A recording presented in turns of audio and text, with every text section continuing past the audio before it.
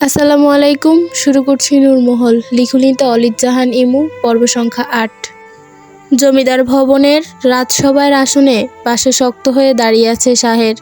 শাহেরের দাদাজান খান অমরিয়ান জমিদার বসে আছেন আসনে। শাহেরকে কোনোভাবে যখন ফেরানো যাচ্ছিল না, তখন খান অমরিয়ান শাহেরকে খবর পাঠান। তার অসুস্থতার ছলনা দিয়ে ফিরিয়ে আনেন শাহেরকে। শাহের তার দাদাজানের কথা কোনোভাবেই অমান্য করতে পারবে না, জেনেও তিনি এতদিন শাহেরকে ইচ্ছাকৃত খবর পাঠাননি। তিনি নিজেও যেন এক প্রকার চাইতেন না যে শাহের তার পিতা চাচাদের মতো নিজেদের এসব জমিদারি কারবারে জড়াত হোক। শাহেরকে তিনি বড্ড বেশি ভালোবাসেন। ছোটবেলা থেকেই শাহের ছিল প্রচণ্ড জেদি আর একরোখা। বুঝ হওয়ার পর থেকেই শাহের সকলের সাথে দূরত্ব বাড়িয়ে দেয়। তখন খান বুঝতে পারতেন শাহেরকে। শাহেরের বিগড়ে যাওয়ার মেজাজ একমাত্র খান ছাড়া কোনো কেউ ঠিক করতে পারত না। শাহেরও দাদাজানকে অন্যদের থেকে আলাদাভাবে মান্য করত, ভালোবাসত। শাহেরের চোয়াল শক্ত করে দুহাত পিছনে একত্রে মুঠো করে রেখে দাঁড়িয়ে আছে।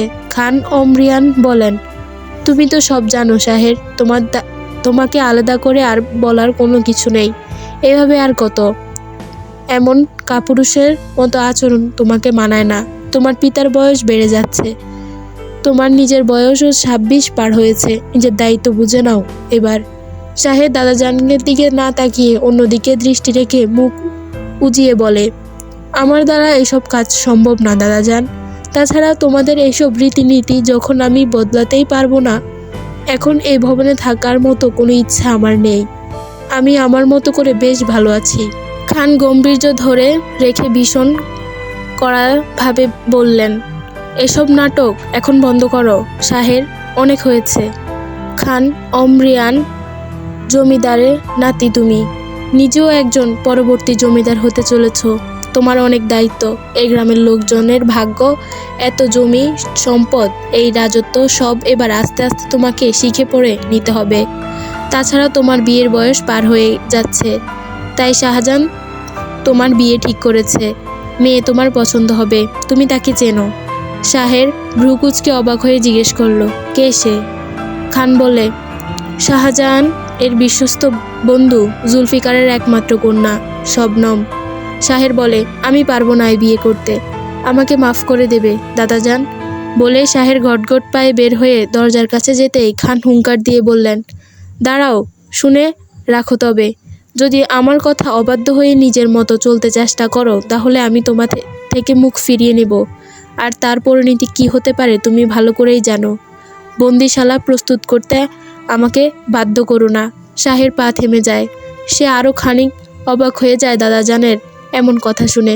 ফিরে এসে খানের মুখোমুখি দাঁড়িয়ে নিজেও গম্ভীর হয়ে বলে, ঠিক আছে, আমার দায়িত্ব আমি পালন করব। কিছুদিন আমাকে সময় দিন। তবে তার আগে আমার নিজেও একটা শর্ত আছে। কি শর্ত? শাহের বলে, এটা সঠিক সময় পেলেই জানতে পারবেন দাদাজান। আজকাল মহলে বেশ আগ্রহ নিয়ে পড়াশোনা করছে। বাড়ির সব কাজ শেষ করে সারাক্ষণ শুধু পড়ালেখা নিয়ে থাকে। অঙ্ক করতে আর আগের মতো ভয় লাগে না। এখন আগের থেকে বেশ ভালো অঙ্ক কষতে পারে।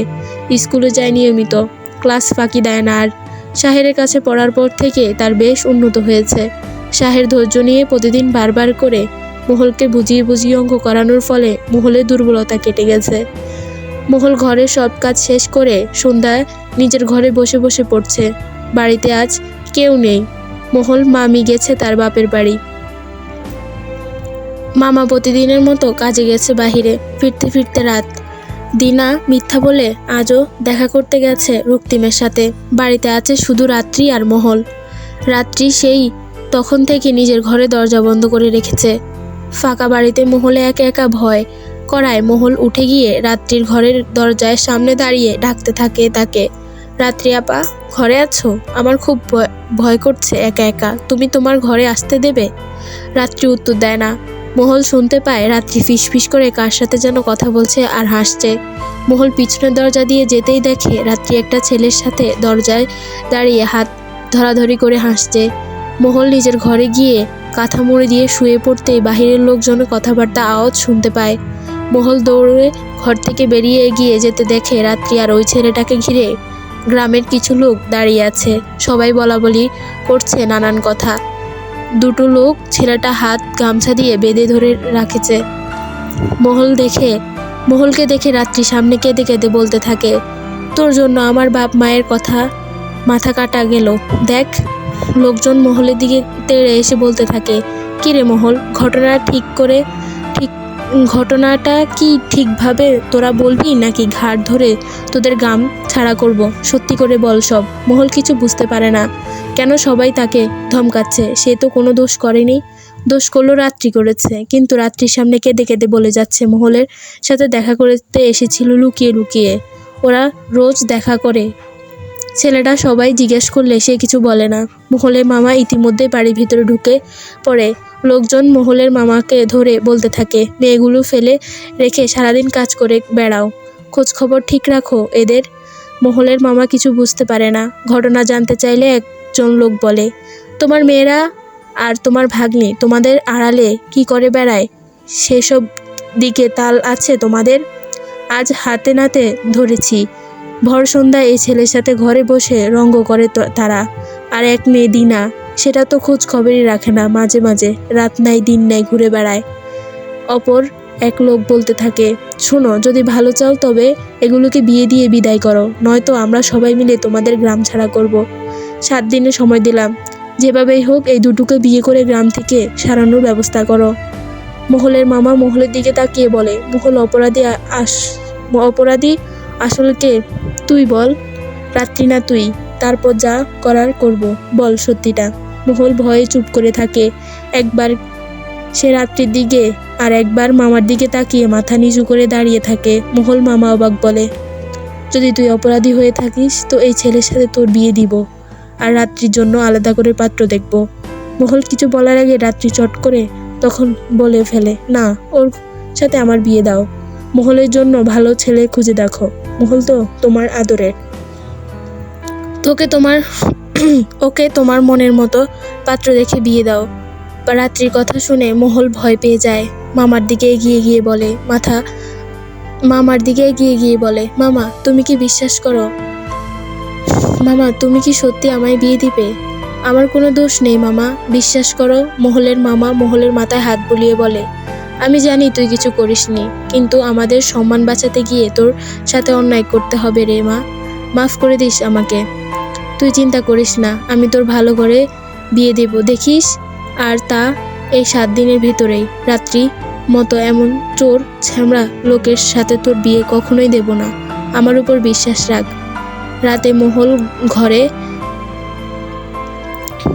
মহলের ঘরে দিনা এসে শুয়ে পড়ে মহলের পাশে। দিনা রাতেই ফিরেছে। সব ঘটনা শোনার পর নিজেও মন ভয় ঢুকে গেছে তার। কিন্তু মহলের জন্য খুব খারাপ লাগছে দিনার।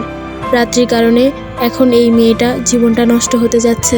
মহল কাঁথা মুড়ি দিয়ে ফুপিয়ে ফুপিয়ে কাঁদছে। সামনেই তার ফাইনাল পরীক্ষা, আর তার আগেই এমন একটা অঘটনের কবলে পড়ে তার সব জলাঞ্জলি দিতে হচ্ছে রাত্রির কারণে। ওদিকে রাত্রি কোনো চিন্তা নেই, সে আপন মনে শুয়ে শুয়ে গুনগুন করে গান গাইছে। দিনা মহলের মাথায় হাত বুলিয়ে বলে, মহল্লে এভাবে কাঁদিস না, খুব খারাপ লাগছে আমার, কি বলে যে তোকে সান্ত্বনা দেব। এই মহল, এত কাঁদিস না বনু। মহল এক নাগাড়ে কেঁদেই চলেছে। দিনা আবারও বলে, শোন, কাল আমরা আব্বাকে ভালোভাবে বুঝিয়ে বলবো যাতে তোকে বিয়ে না দেয়, দেখিস আব্বা ঠিক বুঝবে।